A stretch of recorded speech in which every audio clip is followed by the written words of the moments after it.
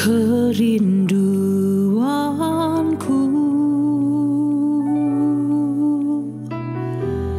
datang padamu,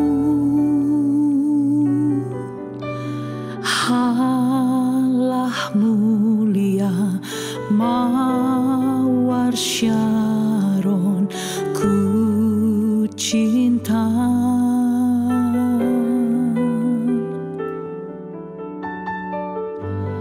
Kaulah rajaku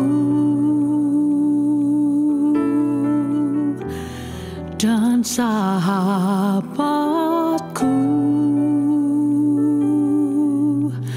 terindah termanis Engkau bagiku.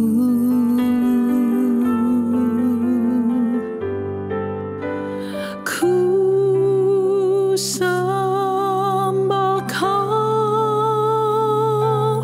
dalam roh dan kebenaran. Ku sembah Kau dalam roh dan kebenaran. Tak seorang pun jua seperti Kau, Yesus.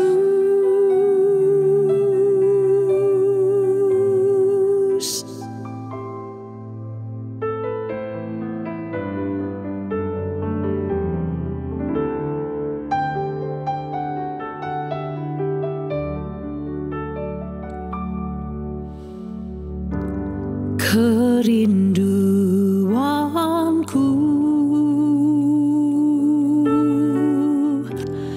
datang padamu,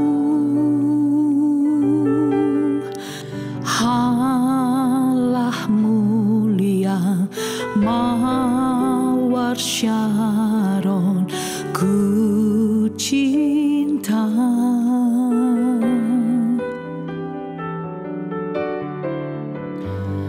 Kaulah rajaku dan sahabatku, terindah termanis Engkau bagiku.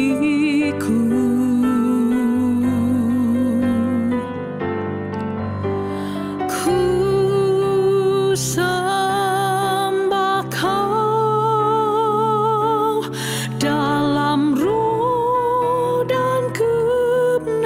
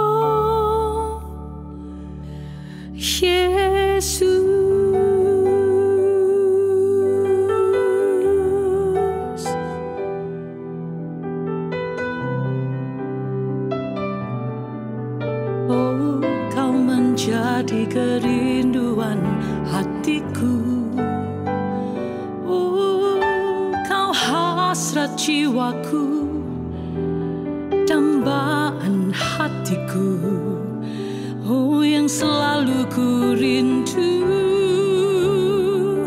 Oh, ku menyembah, hatiku memujamu Tuhan sepanjang hidupku.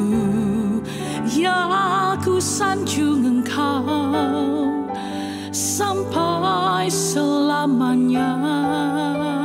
Hanya Kau, oh hanya Kau.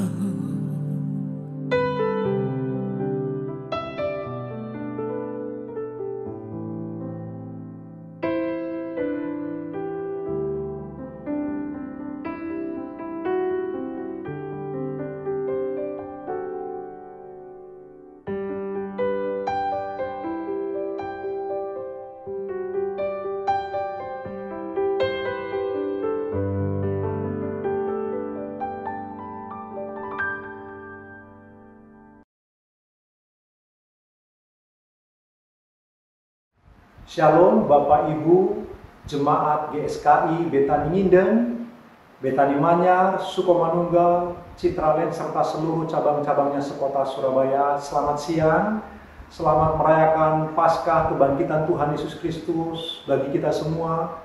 Biar hari ini kita akan mendengarkan kebenaran firman Allah dan kita diberkati oleh Tuhan. Shalom Bapak Ibu, Jemaat GSKI Betani Nginden, Betani Manyar, Betani Sukomanunggal, Betani Citraland, serta seluruh cabang-cabangnya se-Surabaya. Selamat hari Minggu, selamat memperingati peristiwa Paskah di mana Tuhan Yesus Kristus bangkit dari kematian. Kita bersyukur hari ini tanggal 12 April 2020 bersama-sama kita bisa menikmati dan merayakan Paskah walau kita di rumah kita masing-masing. Dan sekarang kita akan merenungkan kebenaran firman Allah. Karena itu saya rindu mengajak kita semua untuk berdoa. Mari kita tundukkan kepala, kita berdoa. Bapa di dalam surga, Allah kami yang maha baik, Allah kami yang maha besar, yang kami sembah, kami puji. Di dalam nama Tuhan Yesus Kristus Juru Selamat kami yang sejati, kami bersyukur hari ini kami memperingati peristiwa Paskah di mana Tuhan Yesus sebagai kepala gereja bangkit dari kematian. Kami bersyukur ya Tuhan, kebangkitan-Mu menghidupkan kami semua. Kami berdoa biarlah kiranya Allah menjamah kami dalam ibadah kami di rumah kami masing-masing. Tuhan melalui Allah Roh Kudus mengunjungi kami satu persatu, orang demi orang, dimanapun kami berada. Biarlah Roh-Mu membangkitkan gairah kami untuk terus mencintai Tuhan. Karena itu kami berdoa hari ini, biarlah Tuhan memberkati kami masing-masing secara khusus. Hamba-Mu yang banyak kekurangan dan kelemahan, urapilah Tuhan. Biarlah kebenaran firman-Mu mendapat tempat di hati kami semua. Terpujilah nama-Mu Bapa dalam surga. Kami menaklukkan hati dan pikiran kami di bawah salib Kristus yang kudus. Dan di dalam nama Tuhan Yesus Kristus, Juru Selamat kami yang sejati, kami berdoa. Haleluya. Amin. Bapak, Ibu, saudara-saudaraku yang dikasihi oleh Tuhan Yesus Kristus, hari ini kita merayakan Paskah di rumah kita masing-masing. Sekalipun demikian, itu tidak mengurangi makna Paskah bagi kita. Itulah sebabnya sekarang kita akan merenungkan kebenaran firman Allah. Judul kita pada hari ini adalah Kebangkitan Kristus menjadi landasan kebangkitan kita dalam segala sesuatu. Sekali lagi Bapak Ibu, tema kita pada pagi ini, Kebangkitan Kristus menjadi landasan kebangkitan kita dalam segala sesuatu. Bapak Ibu, ada dua pertanyaan yang kita akan pikirkan bersama-sama sebelum lebih jauh kita merenungkan firman Allah. Yang pertama, apakah Kristus dibangkitkan dari kematian atau Kristus bangkit dari kematian? Bapak Ibu, ada dua hal yang berbeda di bagian ini. Waktu firman Allah berkata, Yesus bangkit atau Dia bangkit, itu berarti Tuhan Yesus sendiri bangkit. Dia oleh karena Allah, oleh karena Dia adalah Tuhan, Dia bangkit sendiri.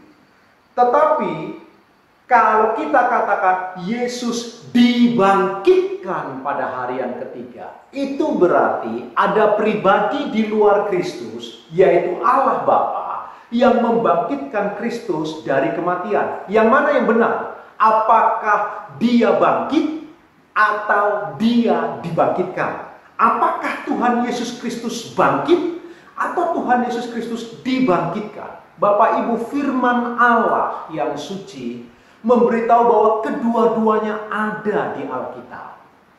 Karena itu Bapak Ibu dikasihi Tuhan, bagian pertama, waktu firman Allah berkata, dia bangkit. Itu berarti Alkitab mau memberitahu bahwa Yesus adalah Tuhan, bahwa Yesus adalah Allah. Itu sebabnya dia bangkit dari kematian. Yang kedua, waktu Alkitab berkata, dia dibangkitkan, Kristus dibangkitkan. Alkitab mau memberitahu bahwa Allah Bapa berkenan kepada Kristus sehingga Kristus dibangkitkan dari kematian. Nah, hari ini kita akan merenungkan bagian kedua ini. Bapa di surga membangkitkan Kristus dari kematian yang hari ini kita rayakan bersama-sama persis pada tanggal 12 April 2020. Kita merayakan Paskah bersama-sama. Kita akan merenungkan bagian ini Bapak Ibu, di mana Bapa di surga membangkitkan Kristus dari kematian di hari yang ketiga setelah dia mati di kayu salib.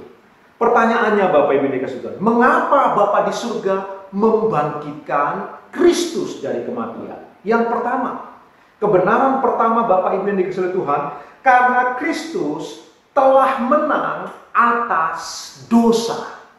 Sekali lagi, mengapa Bapa di surga membangkitkan Kristus dari kematian? Karena Kristus telah menang atas dosa. Bapak Ibu, kemenangan Kristus bukan dimulai ketika dia bangkit. Kebangkitan Kristus adalah hasil dari sebuah kemenangan yang telah dia peroleh 3 hari sebelumnya. Apa itu? Ketika dia tergantung di kayu salib. Waktu Tuhan Yesus mati di kayu salib, Tuhan Yesus menang dari semua dosa. Bapak Ibu yang dikasihi oleh Tuhan Yesus Kristus, sekali lagi, kebangkitan Kristus di hari yang ketiga adalah hasil dari sebuah kemenangan yang sudah diperoleh 3 hari sebelumnya, yaitu hari Jumat. Ketika dia mati di kayu salib, dia mengalami siksaan yang luar biasa. Dia mengalami ketidakadilan. Dia mengalami sebuah tragedi dalam seluruh sejarah umat manusia. Tuhan Yesus dibunuh, dianiaya, disiksa, tapi tidak berdosa. Itulah sebuah kemenangan yang di awal telah dilakukan oleh Kristus. Dan kebangkitan adalah hasil dari kemenangan Kristus. Karena sekalipun mengalami penderitaan yang luar biasa, Tuhan Yesus tidak berbuat dosa. Perhatikan firman Allah ini Bapak Ibu, Ibrani pasal 4 ayat yang ke-15. Firman Allah berkata, sebab imam besar yang kita punya bukanlah imam besar yang tidak dapat turut merasakan kelemahan-kelemahan kita. Sebaliknya sama dengan kita, ia telah dicobai, hanya tidak berbuat dosa. Penulis Ibrani memberitahu kita, seluruh rangkaian kehidupan Kristus dimulai dari ketika dia selesai dari dibaptis, kemudian dicobai oleh iblis di padang gurun, di dalam pelayanan, sampai kemudian dia tergantung di kayu salib. Dia terus dicobai, mengalami kesusahan, mengalami fitnahan, mengalami pengkhianatan, ditelanjangi, dipermalukan begitu rupa, mengalami semua tragedi yang buruk dan derita yang luar biasa. Tapi Kristus tidak berdosa. Sampai dia tergantung di kayu salib, dia tidak berbuat dosa. Itulah sebabnya Bapa di surga membangkitkan dia. Itulah sebabnya kematian Kristus di kayu salib sebuah kemenangan. Karena dia mati dengan tidak berbuat dosa. Bagi dunia di zamannya, Kristus gagal.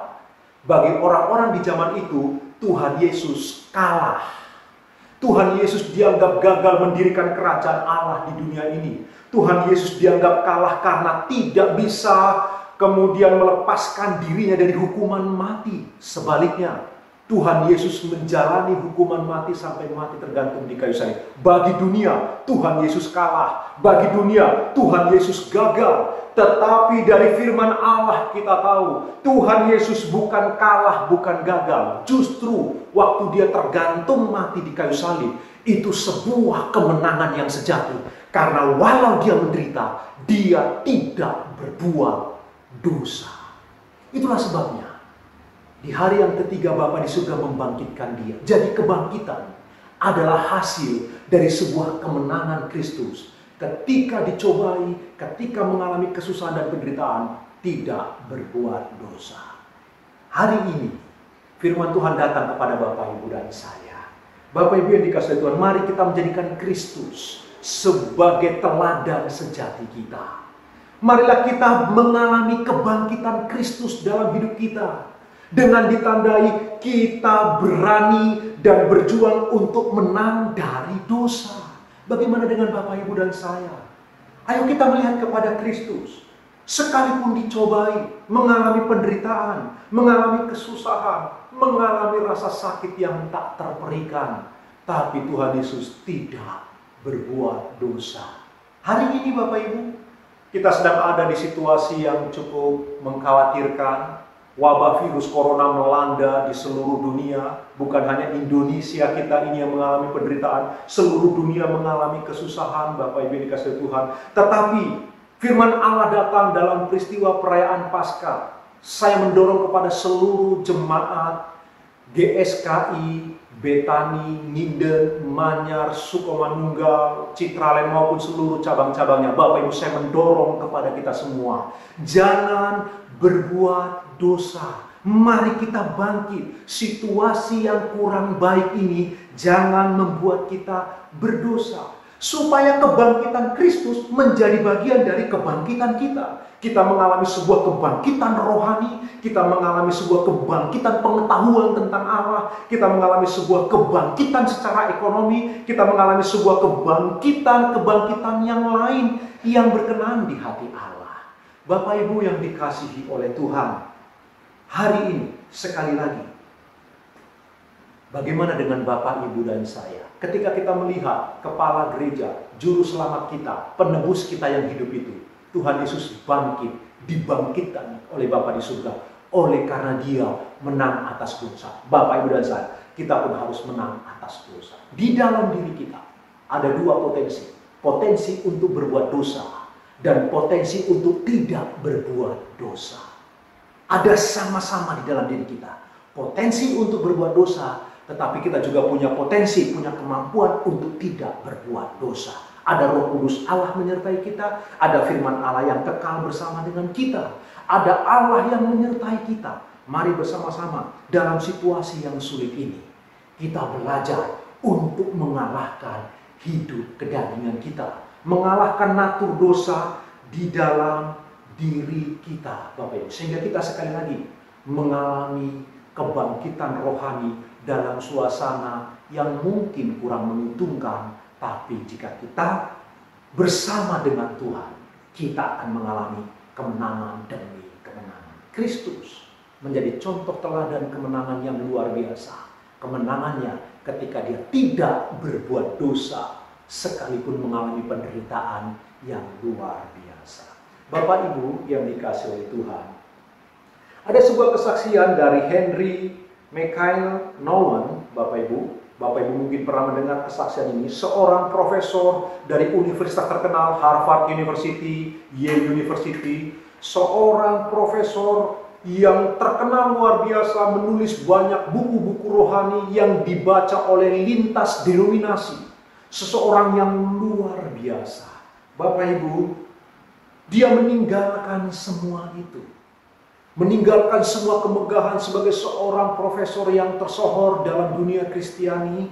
Lalu kemudian dia meninggalkan, dia pergi ke Kanada. Menarik Bapak Ibu, dia seorang pastor. Dari kecil dia punya kecenderungan untuk homoseksual.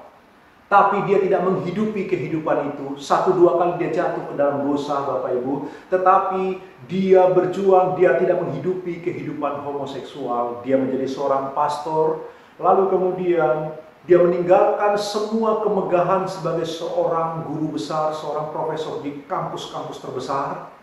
Dia pergi ke Kanada.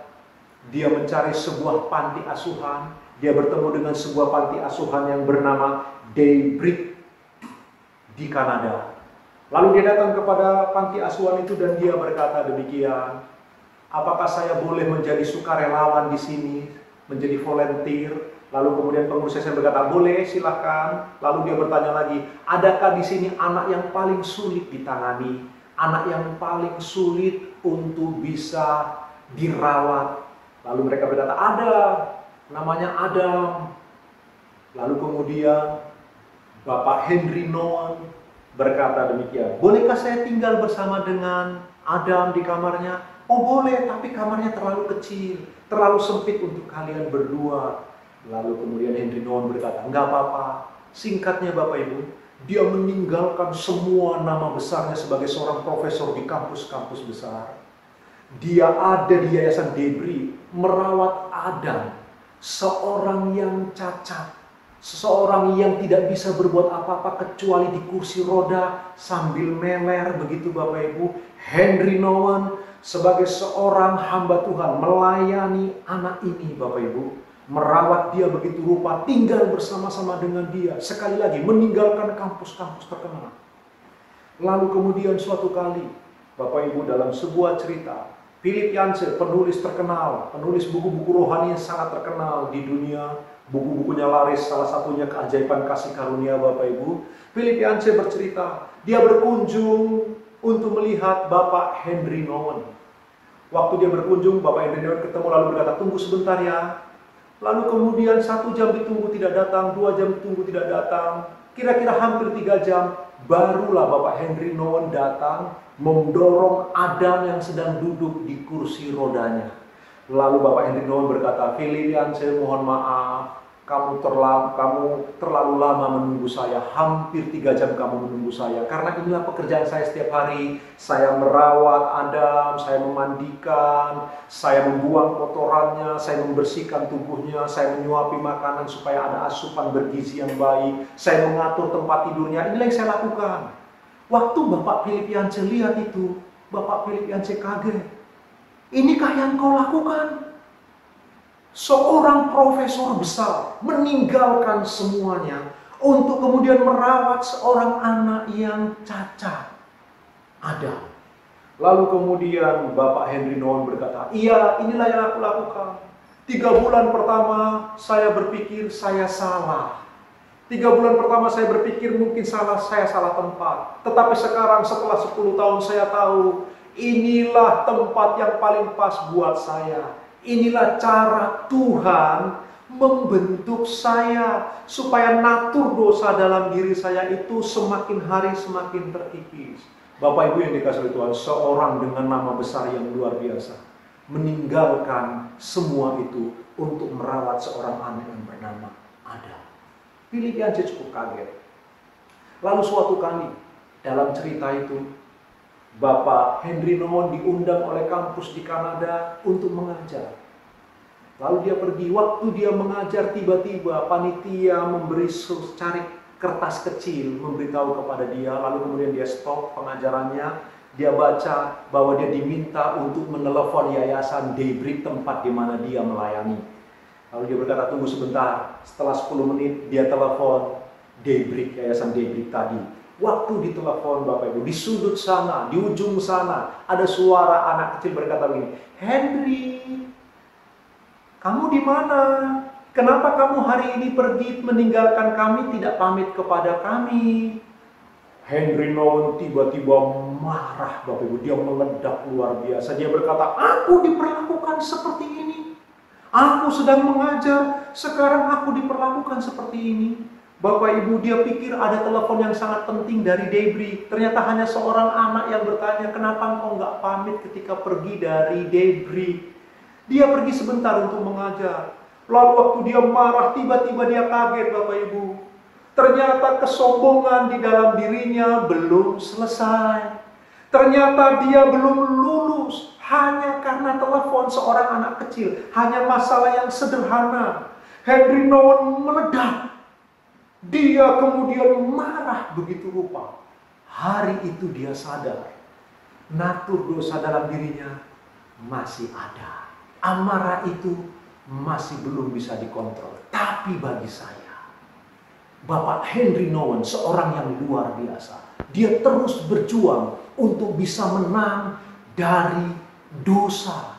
Itulah panggilan kita. Setelah Tuhan Yesus Kristus menebus kita, Bapak Ibu, Tuhan Yesus dibangkitkan oleh Bapa di surga di hari yang ketiga karena Dia telah menang dari semua dosa. Begitulah juga kita. Kita bisa jatuh dalam dosa. Kita bisa gagal, tapi kita harus terus berjuang. Kita harus menang melawan kuasa dosa. Supaya kita mengalami kebangkitan secara rohani, mengalami kebangkitan dalam hidup ekonomi, mengalami kebangkitan dalam hidup persaudaraan, mengalami kebangkitan dalam rumah tangga kita masing-masing. Mari kita belajar. Seperti Bapak Henry Nouwen, dia belajar terus. Kita pun harus belajar. Bapak Ibu yang dikasihi oleh Tuhan, hari ini kita belajar Kristus dibangkitkan oleh Bapa karena Kristus telah menang dari dosa, sekalipun begitu menderita luar biasa, namun Dia tidak berbuat dosa. Yang kedua, Bapak Ibu yang dikasihi Tuhan, mengapa Tuhan Yesus dibangkitkan oleh Bapa di surga di hari yang ketiga? Karena Kristus telah taat kepada seluruh kehendak Bapanya. Jadi Bapak Ibu sekali lagi, kebangkitan di hari yang ketiga adalah hasil dari kemenangan 3 hari sebelumnya. Kemenangan di kayu salib, waktu Dia menderita tapi tidak berbuat dosa. Lalu mundur ke belakang. Kemenangan ketika di Taman Getsemani. Waktu di Taman Getsemani itu Bapak Ibu, Tuhan Yesus mengalami sebuah ketakutan yang luar biasa yang tidak pernah bisa kita mengerti. Yang tidak ada satu manusia pun bisa memahami ketakutan seperti itu. Ketakutan yang mengerikan sampai Kristus mengeluarkan keringat bercampur darah. Firman Allah berkata, Dia ingin mati rasanya. Sebuah ketakutan yang luar biasa. Bapak Ibu coba perhatikan ayat ini. Di dalam kitab Markus 14 ayat 36. Firman Allah berkata demikian. Saya bacakan untuk Bapak Ibu di rumah. Katanya, ya Aba, ya Bapa, tidak ada yang mustahil bagimu. Ambillah cawan ini daripadaku, tetapi janganlah apa yang aku kehendaki, melainkan apa yang engkau kehendaki. Perhatikan sebuah doa yang luar biasa Bapak Ibu. Anak Allah yang maha tinggi berdoa kepada Bapanya. Tidak ada yang mustahil bagimu ya Aba Bapa. Jikalau mungkin biarlah cawan ini berlalu, tetapi bukan kehendakku, kehendakmu lah yang jadi. Disinilah titik kemenangan Kristus. Sekali lagi Bapak Ibu, kebangkitan Kristus di hari yang ketiga adalah akibat dari sebuah kemenangan. Sebelumnya Dia menang di kayu salib, menderita tapi tidak berbuat dosa. Namun tarik ke belakang lagi, Dia telah mengalami juga kemenangan di Taman Getsemani. Ketika ketakutan luar biasa karena Dia yang tidak berdosa akan dijadikan dosa. Dia akan terpisah dari Bapanya, padahal Dia tidak pernah terpisah dari kekekalan. Hari itu Dia harus terpisah. Karena itu Dia ketakutan luar biasa dan berdoa. Tapi di dalam doanya Dia mentaati kehendak Allah. Luar biasa. Dia berkata, bukan kehendakku yang terjadi, kehendakmu lah yang jadi. Kristus taat mutlak. Kristus memiliki sebuah ketaatan yang total. Dia melakukan sebuah penyangkalan diri. Dia berseru kepada Bapaknya, kehendakmu yang jadi, bukan kehendakku. Bapak Ibu, ini sangat sejajar dengan apa yang diajarkan oleh Tuhan Yesus kepada murid-muridnya. Dalam Matius pasal yang ke-5, 6, dan 7, dalam khotbah di bukit, Tuhan Yesus pernah mengajarkan murid-muridnya bagaimana seharusnya berdoa. Dalam doa Bapa kami, Yesus mengatakan di bagian-bagian akhir, jadilah kehendakmu di bumi seperti di surga. Bapak Ibu, di surga kehendak Allah disukai. Di surga kehendak Allah dirayakan. Dan Kristus berdoa, mengajarkan kita berdoa supaya kehendak Allah terjadi di bumi seperti di surga. Kristus rindu kehendak Bapa dicintai, disukai di bumi ini dan dirayakan. Kristus telah membuktikannya. Di Taman Getsemani itu, dia membuktikan bahwa dia merayakan kehendak Bapanya. Dia mencintai kehendak Bapanya. Sampai-sampai dia pernah berkata dalam Injil Yohanes, aku datang untuk mengerjakan kehendak Bapa. Makananku adalah mengerjakan kehendak Bapa. Jadi di Taman Getsemani itulah Kristus telah mengalami kemenangan. Kebangkitan hari yang ketiga, dia dibangkitkan oleh Bapa di surga. Itu adalah hasil dari sebuah kemenangan di Taman Getsemani. Ketika dia melakukan taat mutlak kepada seluruh kehendak Bapanya. Hari ini Bapak Ibu, jemaat yang dikasihi oleh Tuhan Yesus Kristus, tanggal 12 April 2020, sebuah Paskah yang istimewa. Mengapa istimewa? Kita ada di rumah masing-masing. Kita tidak bisa merayakan di gedung gereja yang indah yang kita bersama-sama merayakan hadirat Allah luar biasa.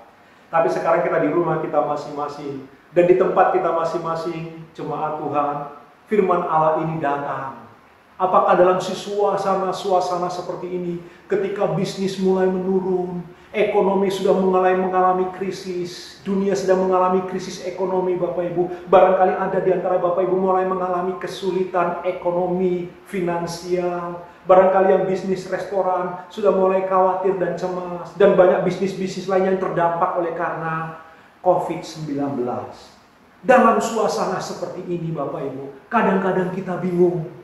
Kadang-kadang kita khawatir, lalu kadang-kadang kita tergoda untuk berbuat dosa. Jangan lakukan Bapak Ibu. Dan yang paling penting dari poin kedua ini, tetaplah mengerjakan kehendak Allah. Tuhan Yesus dibangkitkan oleh Bapa karena dia mengerjakan seluruh kehendak Allah dengan taat mutlak. Mari kita belajar bersama-sama. Saya tahu ini tidak mudah. Saya mengerti suasana ini Bapak Ibu, tidak gampang bagi kita. Tapi saya sebagai seorang hamba Tuhan, menggugah kita semua. Jemaat GSKI Betani, Nginden, Manyar, Sukomanunggal, Citralen maupun seluruh cabang-cabangnya di Surabaya. Saya menggugah kita semua. Mari belajar menyangkal diri. Hari ini sebuah kesempatan bagi kita bersama-sama melakukan kebenaran firman Allah. Belajar menyangkal diri dan mengizinkan kehendak Allah yang suci itu kita rayakan bersama-sama. Biar kehendak Allah menjadi kesukaan kita. Ingat Bapak Ibu. Hidup ini bukan tentang agenda-agenda kita pribadi. Tuhan Yesus menebus Bapak Ibu dan saya. Bapa di surga memilih Bapak Ibu dan saya. Bukan supaya hidup bagi diri sendiri. Kita ditebus oleh kuasa darah Kristus supaya kita mengerjakan kehendak Bapa di surga. Seperti Kristus datang, makanannya mengerjakan kehendak Bapa di surga. Begitulah kita. Kita ditebus oleh kematian Kristus di kayu salib supaya kita mengerjakan kehendak Bapa di surga. Tidak sekedar mengerjakan agenda-agenda kita sendiri. Mari dalam suasana yang kurang nyaman di dunia saat ini Bapak Ibu, kita belajar untuk selangkah demi selangkah menyangkal diri dan mengerjakan kehendak Allah dalam hidup kita. Rasul Paulus pernah berkata, bagiku hidup adalah Kristus, mati adalah keuntungan. Paulus seorang yang bisa menyangkal diri, seorang yang mau mengerjakan seluruh kehendak Allah di dalam dirinya. Mari kita belajar bersama-sama Bapak Ibu. Saya sedang belajar dan terus belajar. Bapak Ibu, saya mendorong kita semua yang masih muda-muda, yang sudah tua, semua kita dalam segala umur. Mari kita belajar hidup ini mengerjakan kehendak Bapa di surga. Sehingga kita mengalami sebuah kebangunan rohani, sebuah kebangkitan rohani. Kita mengalami sebuah kebangkitan yang baru lagi. Karena kita bertumbuh untuk mengerjakan kehendak Allah dalam hidup kita. Bapak Ibu, ada sebuah kesaksian yang menarik dari seorang wanita yang luar biasa yang bernama Edith Burns. Edith Burns, seorang wanita yang luar biasa. Kemanapun dia pergi, kalau dia memperkenalkan dirinya, dia akan berkata kalimat ini, Bapak Ibu. Halo, saya Edith Burns. Apakah engkau percaya kepada Paskah? Apakah engkau tahu tentang Paskah? Kemanapun dia pergi, dia akan memperkenalkan dirinya dengan cara demikian, Bapak Ibu. Halo, saya Edith Burns. Apakah engkau percaya tentang Paskah? Apakah kau tahu tentang Paskah? Suatu kali, dia didiagnosa oleh dokter terkena kanker stadium akhir. Waktu dia didiagnosa terkena kanker, Edith Burns tetaplah menjadi wanita yang sukacita, wanita yang begitu bergairah. Kehadirannya membawa suasana begitu menyenangkan. Ketika di rumah sakit, Bapak Ibu dikasih Tuhan, seperti biasa, sampai di rumah sakit, dia harus tinggal di rumah sakit. Setiap kali ketemu perawat-perawat, ketemu dokter, atau ketemu pasien-pasien yang lain, dia selalu berkata, "Halo, saya Edith Burns. Apakah engkau percaya tentang Paskah, di mana Tuhan bangkit di hari yang ketiga? Apakah engkau tahu tentang Paskah?" Ini selalu, setiap kali memperkenalkan diri, dia selalu mengatakan hal demikian. Bapak Ibu dikasih Tuhan. Sampai suatu kali, kepala perawat yang bernama Phil Cross tidak suka dengan Edith Burns. Kepala perawat ini tidak suka dengan Edith Burns, Bapak Ibu yang dikasih oleh Tuhan. Tetapi suatu kali, entah bagaimana, perawat-perawat yang lain tidak bisa hadir, mereka tidak bisa bekerja, akhirnya kepala perawat yang harus menjaga Edith Burns. Lalu kemudian Edith Burns berkata begini, "Halo Phil Cross, saya Edith Burns. Saya mencintaimu seperti Tuhan mencintaimu juga." Lalu Phil Cross ini yang tidak suka dengan Edith Burns, dia diam saja, Bapak Ibu dikasih Tuhan. Tapi selalu Edith Burns berkata, "Aku berdoa untuk engkau." Suatu kali Phil Cross berkata, "Enggak perlu berdoa buat saya. Terima kasih, saya tidak butuh doamu." Tapi Edith Burns terus saja, dia berkata, "Aku sudah berdoa kepada Bapa supaya sebelum aku mati, engkau diselamatkan." Phil Cross berkata, "Engkau tidak akan mati dan aku tidak butuh doamu." Tapi suatu kali, Bapak Ibu, tiba-tiba Phil Cross seperti ditarik, seperti magnet menarik begitu. Dia datang masuk ke ruangannya Edith Burns di mana dia dirawat. Waktu dia masuk, dia berkata begini, "Edith Burns, saya harus bicara kepada kamu." Lalu Edith Burns berkata begini, "Iya, Phil Cross, saya tahu tadi malam Tuhan sudah bicara kepada saya bahwa engkau akan mencari saya dan bertanya." Lalu kemudian Phil Cross bertanya, "Edith, kenapa semua perawat-perawat engkau tanyai tentang Paskah? Apakah engkau tahu artinya Paskah? Apakah engkau percaya kepada Paskah?" Semua perawat engkau tanya begitu. Semua dokter engkau tanya begitu. Lalu semua pasien yang lain juga engkau memperkenalkan diri dan bertanya dengan begitu. Kenapa engkau tidak pernah lakukan kepadaku? Kenapa engkau tidak pernah bertanya tentang Paskah kepadaku? Lalu Bapak Ibu, Edith Burns menceritakan tentang Kristus yang bangkit di hari yang ketiga. Singkat cerita, Phil Cross kemudian menerima Yesus sebagai Tuhan dan Juru Selamat.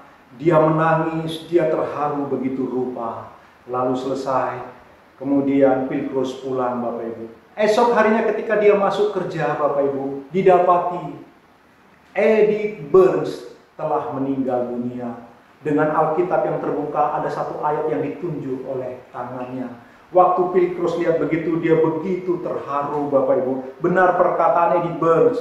Dia pernah berkata bahwa aku berdoa sebelum aku mati, engkau sudah diselamatkan oleh Tuhan. Jadi hari itu Phil Cross ingat akan kata-kata Edith Burns.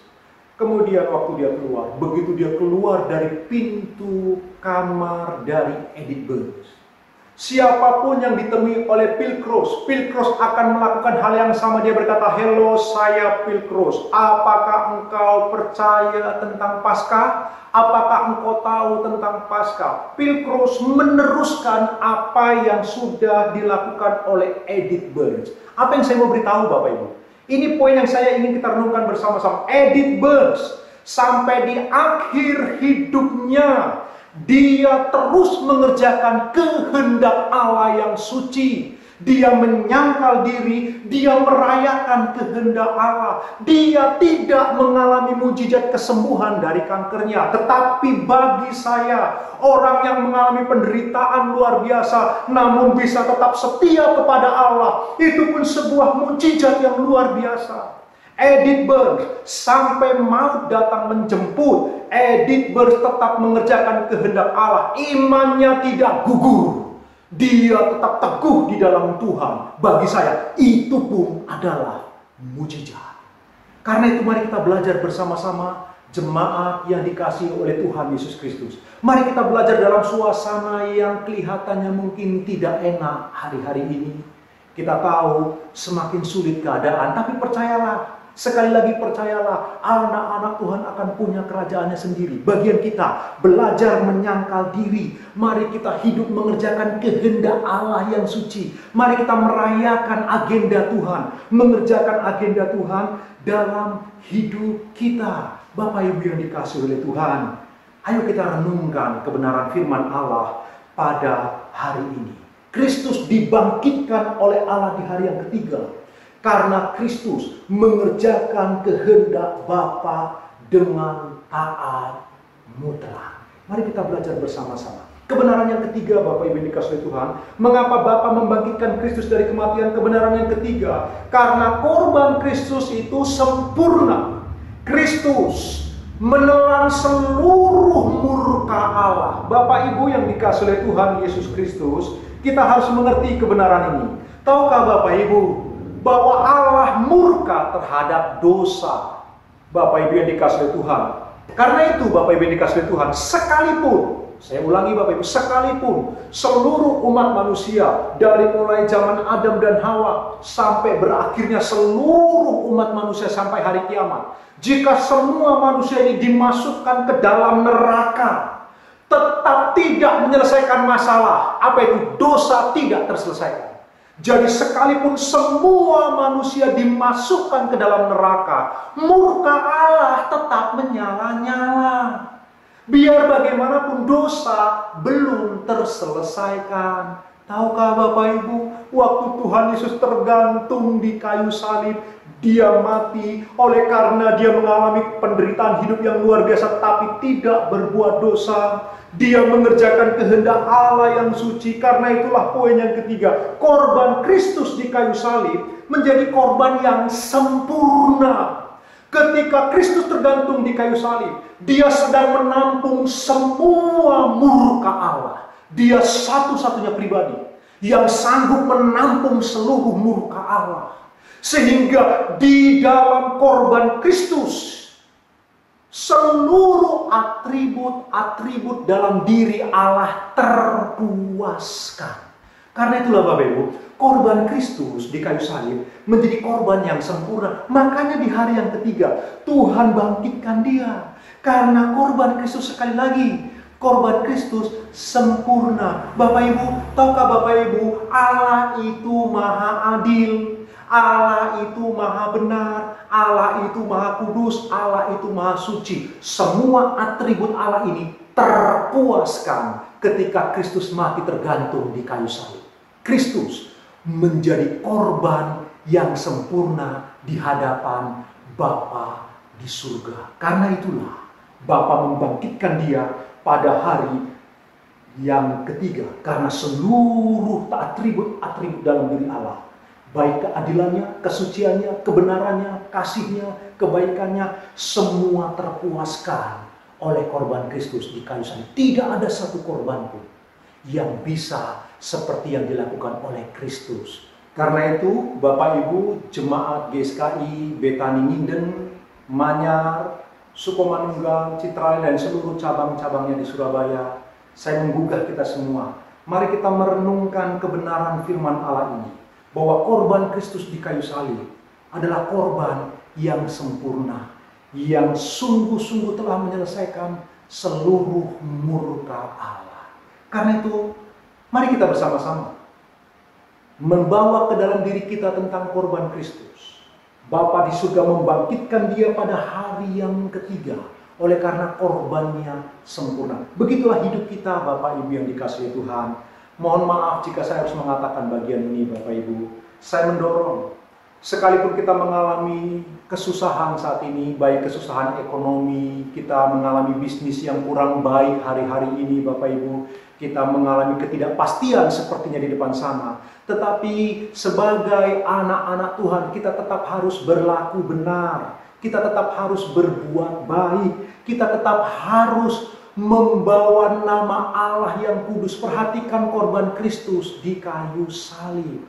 Bapak Ibu, kita harus juga menjadi anak-anak Tuhan yang rela berkorban. Perhatikanlah, Kristus telah melakukan semua yang terbaik untuk kemuliaan Bapaknya demi Bapak, Ibu, dan saya. Kristus totalitas hidupnya dipersembahkan untuk mengerjakan kehendak Bapaknya demi Bapak, Ibu, dan saya juga. Karena itu juga respon kita yang wajar Bapak Ibu, kita juga harus belajar. Totalitas hidup kita harus menjadi sebuah korban persembahan di hadapan Tuhan.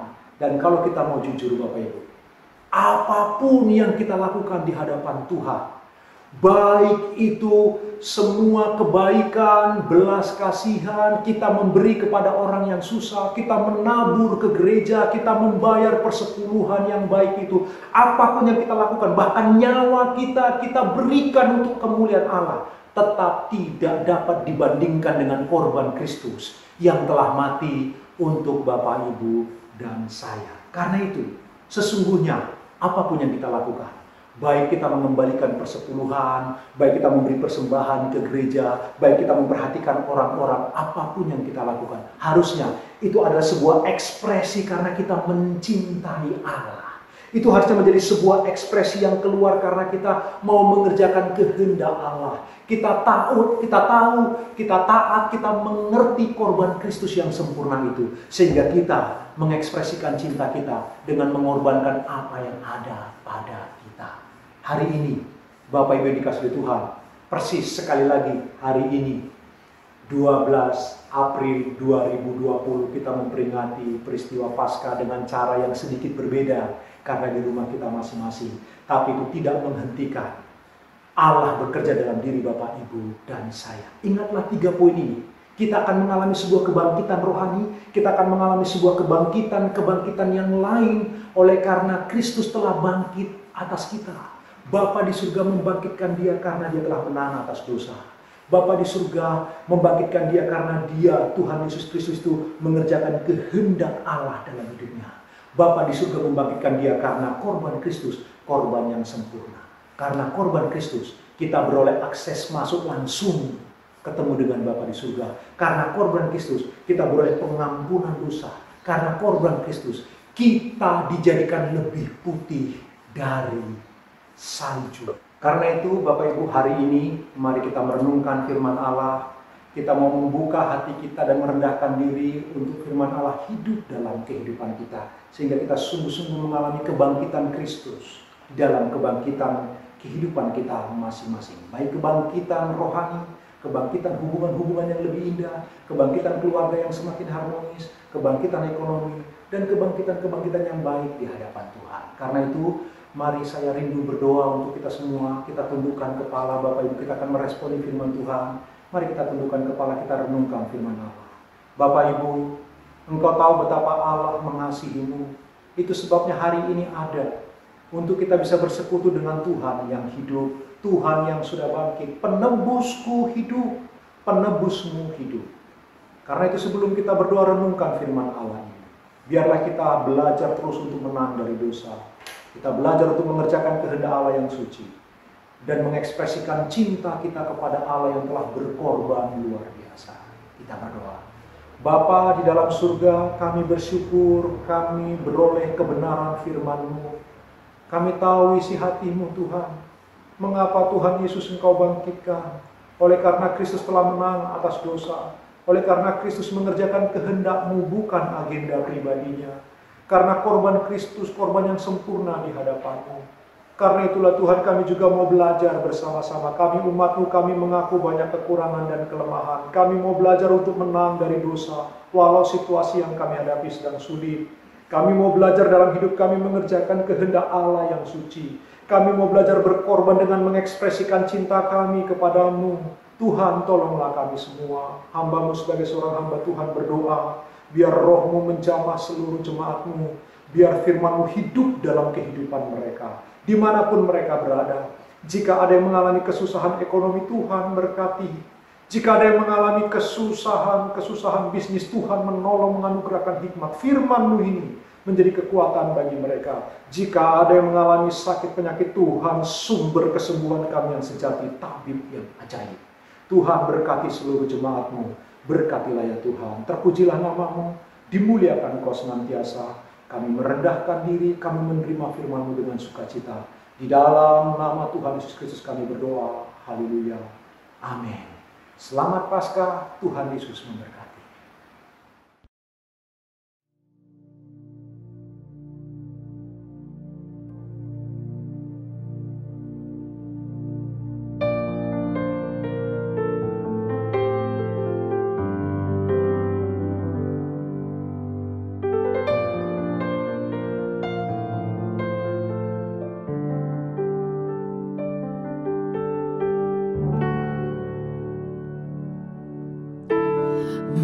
Masuk hadirat-Mu Tuhan dengan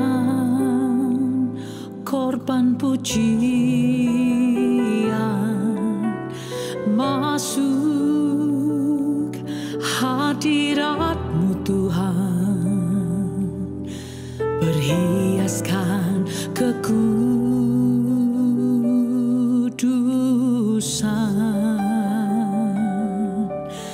di hadapan hadirat-Mu Tuhan, ku rasakan kedamaian. Di hadapan hadirat-Mu Tuhan, ku nampak keagungan.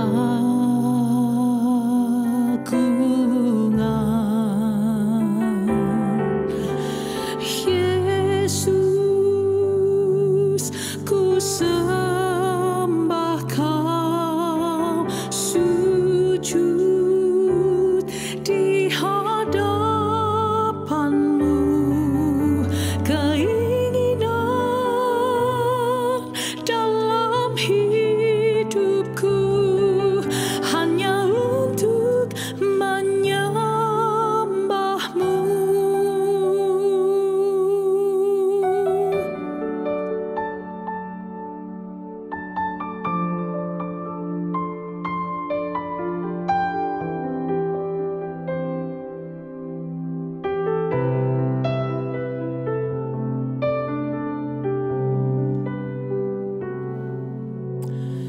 Masuk hadirat-Mu Tuhan dengan korban pujian. Masuk hadirat-Mu Tuhan, berhiaskan